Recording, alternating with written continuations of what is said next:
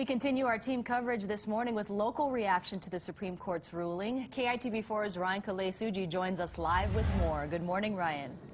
Hey, Maya, good morning. Well, from the steps of Capitol Hill in Washington, D.C. to right here at the state capitol, there's a lot of reaction about that Supreme Court ruling this morning. I'm joined this morning with JC Mike Ulanic with Equality Hawaii. And first of all, I just want to get your initial reaction to what just went down in Washington, D.C. Oh, I think we're extremely excited about what's happened. You know, today the arc of justice bent a little bit farther in the right way. You know, folks here in Hawaii have battled for equal rights for a long time. And now we're seeing the federal government finally kind of recognizing that. People like Edith Windsor, who have been, faced, a lot of challenges for not getting recognized in marriage in her home state, now have the benefits that are going to be coming to her. But I think, Anthony Kennedy's decision today was a good one. It now puts the onus back on states to do the right thing and to grant full equality to couples, regardless of their sexuality.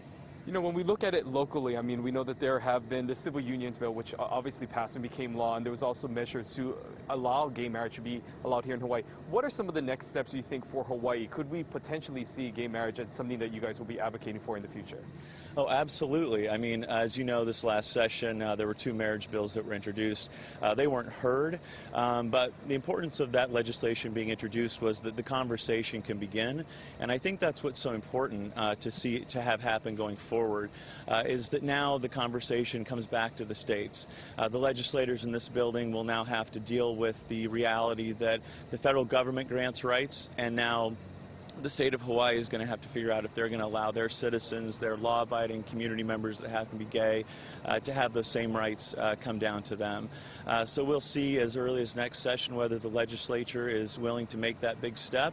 There are a lot of advocates down here that are ready to make that move, I think. But the conversation has to happen, and not just down here, but around the kitchen tables all over Hawaii. We have to figure out if this is a step that we're willing to take. I think if you look at polling around the country, the nation's moving in the direction of granting full equality, and hopefully we'll get to see that here someday. Well, JC, thank you very much for sharing some time with us this morning, and stay tuned with us. We're going to be getting more reaction and local reaction about this latest ruling that went down earlier this morning in Washington, D.C. Back to you guys. Ryan, thank you. Well, this morning, Senator Brian Schatz released a statement saying because of this decision, the federal government can no longer tell men and women who they can or cannot marry, and same-sex married couples can now enjoy the same federal benefits as the rest of us. We'll have live reaction from our D.C. delegation in our 5:30 half hour.